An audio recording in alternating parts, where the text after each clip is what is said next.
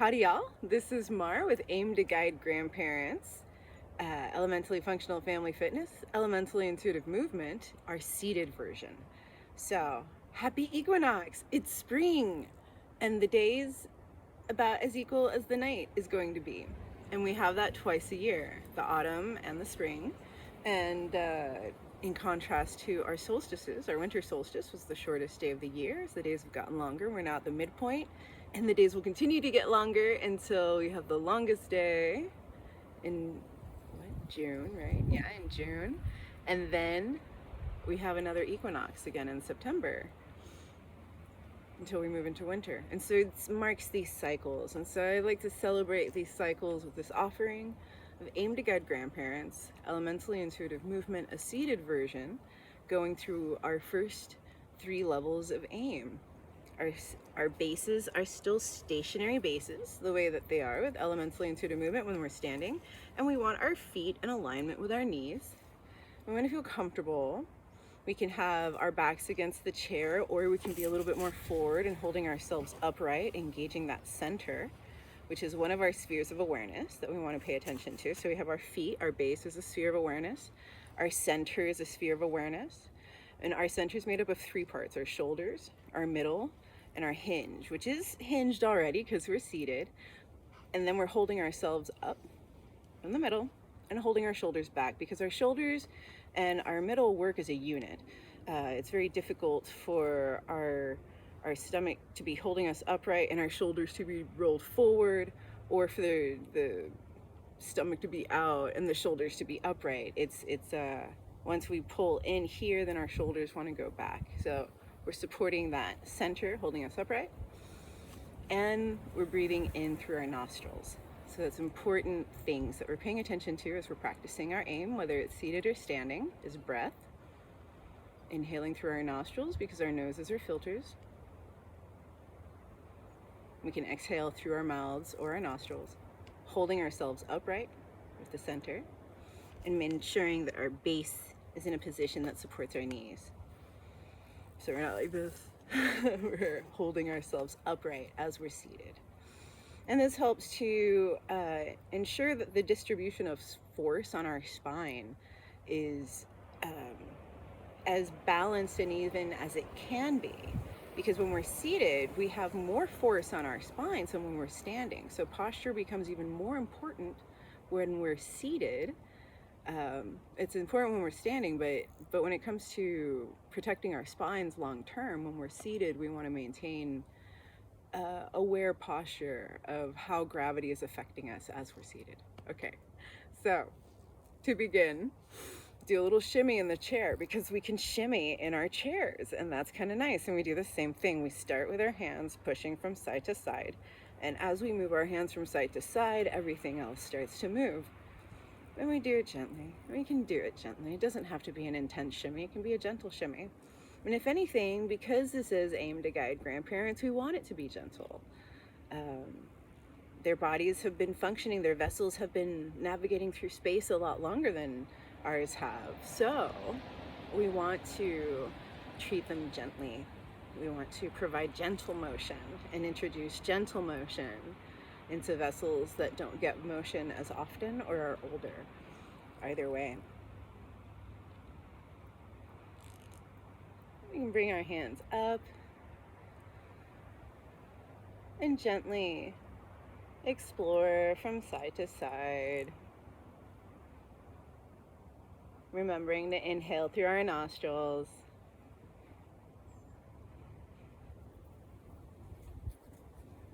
And now we're just going to shake out a little bit, just a little bit of shaking out. A little bit of wacky arms, but very gentle wacky arms. They don't have to be crazy wacky arms. Not a lot of intensity. We want to keep the intensity low, because this is pressure rainbow scale wise, much more blue level practice. We want to save that gold level intensity for our standing practice, or for when we've been practicing this for a while and our bodies are ready for increased pressure on our systems.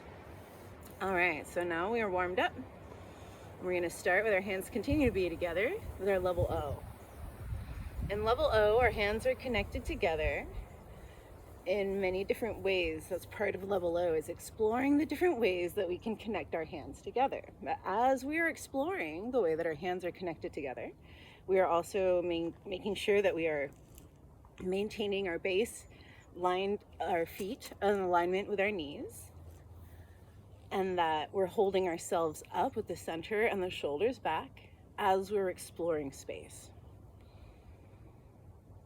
And in this process of exploring space, we're mobilizing our shoulders and we're reminding our bodies that we can move in different ways.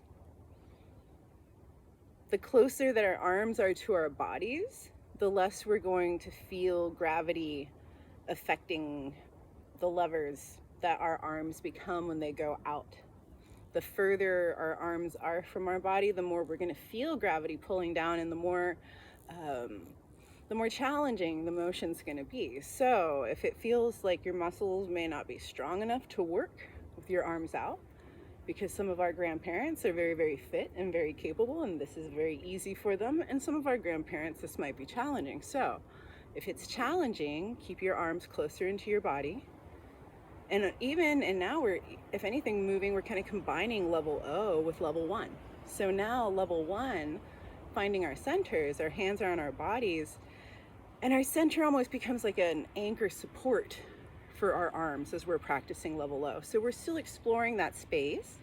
And in the process of doing this, we're getting a lot of mobilization in our hands, wrists, elbows, shoulders, without putting a lot of pressure, strain on our shoulders the way that we would be when we're working with our arms out from our bodies. Because the further our hands are out, the more gravity is affecting us, as our arms are levers, and gravity wants to pull us down towards it, basically. We gravitate towards the earth. And so we have to hold our muscles up against it to maintain whatever planes we're moving through, whether we're moving through a horizontal plane, a vertical plane, or diagonal plane. And when we're exploring these planes, we want to maintain the planes as best as we can. We can explore curvilinear motion. We can explore rectilinear motion. So rectilinear is a straight line. Curvilinear, curves. And the curvilinear is more dynamic than the rectilinear, but both provide useful support for our bodies.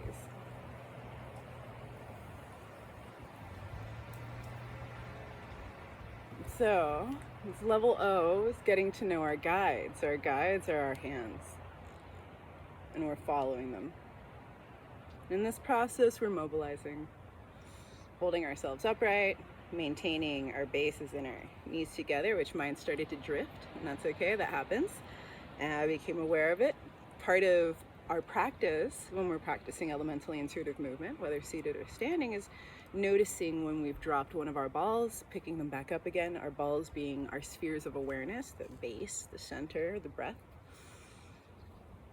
as we're practicing our mobilization. And so now we move on to level 1 that I mentioned earlier, finding our centers. Finding our centers, our hands are in contact with our bodies.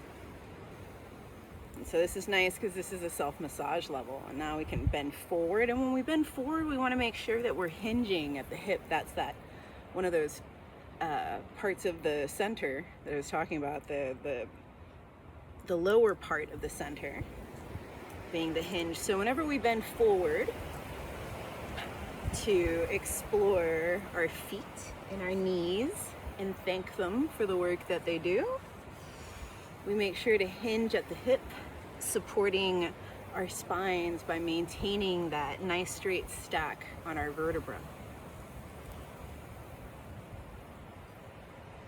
So that helps to support the cartilage in between. And we can twist and turn and only go as far as you feel comfortable. Now, you kids can probably twist and turn quite a lot, but when you're guiding your grandparents, remind them to do what feels comfortable for them, because everybody's different. What's most important is that we're moving and that we're exploring, we're finding our centers. And as we find our centers, it's a wonderful time to say thank you to our bodies, because these vessels carry us through our entire lives. And we would not be who we are, each individual, without this particular vessel that we each have. We wouldn't be who we are without our grandparents. So this is an opportunity to say thank you, grandparents, for being the parents to our parents, so that we could exist as we be here and now, so that we get to navigate through life and have our particular experiences within our particular parameters that are guided in part by our genetics and by the socio-cultural programming of our households. That's our family soup. Each household makes its own soup. It's the sum of us parts, and each household has its own flavor of soup contained within each vessel that is crafted through the genetics of our families. And what I really appreciate is when we get to share with each other and integrate our soups, because then the soap, the sum of all parts, is a, I don't know, I think it's a better soap. It's a nicer soap, it's a cleaner soap maybe. It's a more effective soap, it's a more efficient soap, because it's got so much more going on for it. So yes, I moved on without realizing to level 2, which is expanding into our spheres. Now before we go to level 2, there's a level in between I like to call 1.5. And that's where we maintain one hand into our bodies and we explore our sphere with the other hand out. So we only have one lever to contend with at a time to be our guide as we move through space. And our hand serves as an anchor. So we can still continue giving ourselves light massage, light sensitization, checking in with our bodies, noticing if we feel anything uncomfortable, so that we can say, oh, there's something there. Quite often we don't realize that there's discomfort in our bodies until we touch it, until someone comes along and pokes it. Well, we can do the poking ourselves, and we can do it very gently. And in the process of doing that, remind our bodies, oh my, yes, there's something going on there, let's do something about that. And whether it's us doing it for ourselves or communicating to someone else, either way, we're doing something for ourselves and we can better express what we're experiencing. And that's also really important. So there we go. 1, 1.5, and now 2, expanding into our spheres with both hands reaching out. And like I said before, as our hands, the further out they are from our centers, the more gravity is affecting our bodies as levers. So the harder our muscles have to work to maintain the position of our arms and to maintain the planes that we're moving through as we're exploring our spheres.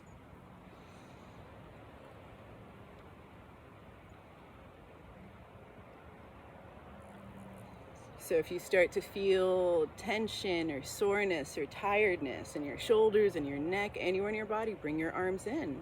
It's fine. We can explore our near spheres. And in the process of exploring our near spheres, we're still getting mobilization. Now I'm doing something that's more of a level 1.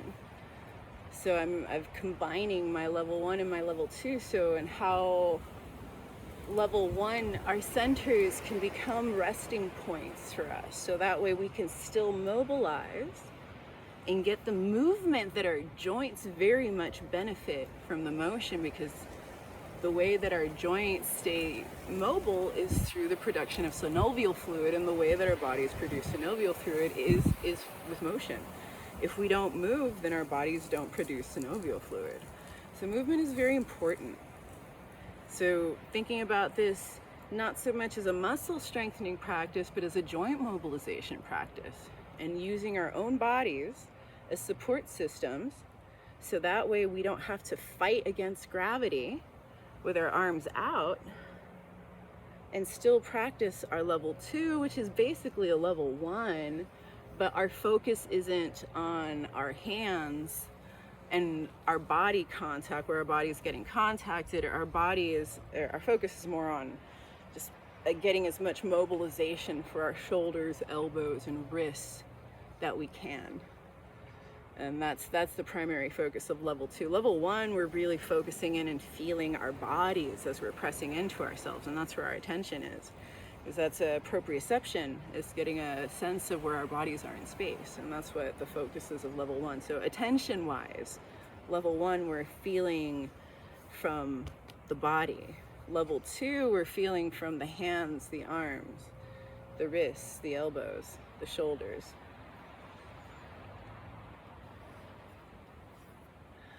So there's the difference between, say, level 1, level 2. And if we are able to expand into our spheres, expand out in all the directions that we can, gently.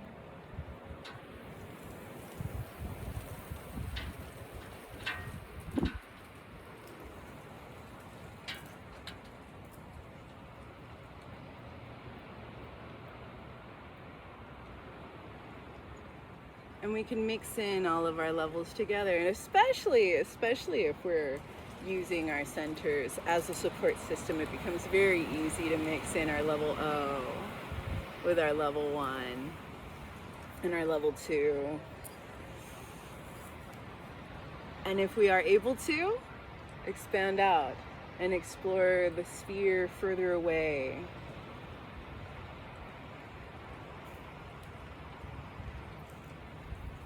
Remembering to hinge at the hips when we lean forward, checking in with our feet and knees periodically that they're in alignment and holding themselves together, holding ourselves up, center, chest, inhaling through our nostrils.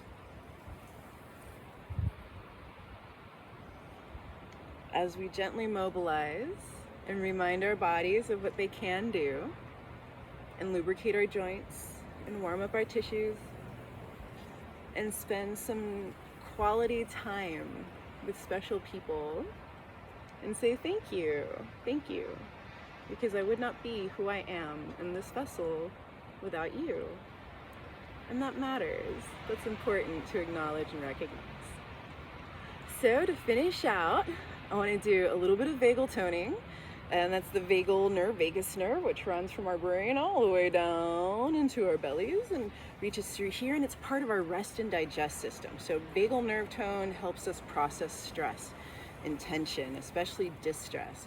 And one of the ways that we can easily support vagal tone is through laughter, and laughing together is a wonderful thing that we can do. And what's neat is that we can fake the laughter and we still get the benefits of the laughter, even if it's not real. And sometimes when we fake laughter, it turns into real laughter. So there's that. So I'm going to laugh the vowels: A, E, I, O, U, A, E, O, U.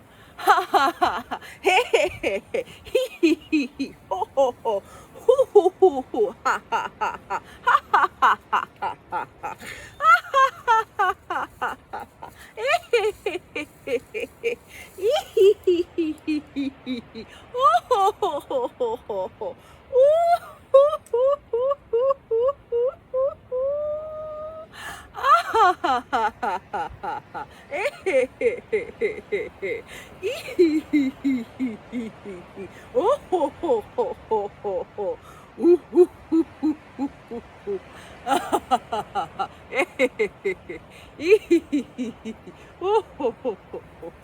Ooh, hoo, hoo, hoo, hoo, hoo.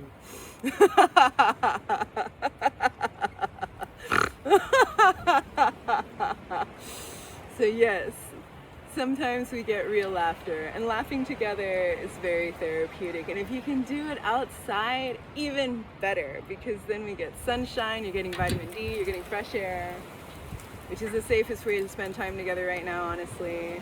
Protect your loved ones. Happy equinox. May you burst forth this spring and blossom. Thank you.